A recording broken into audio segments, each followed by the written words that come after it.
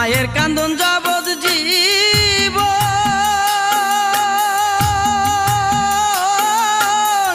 দুই সার মার বোনের কান্দন রে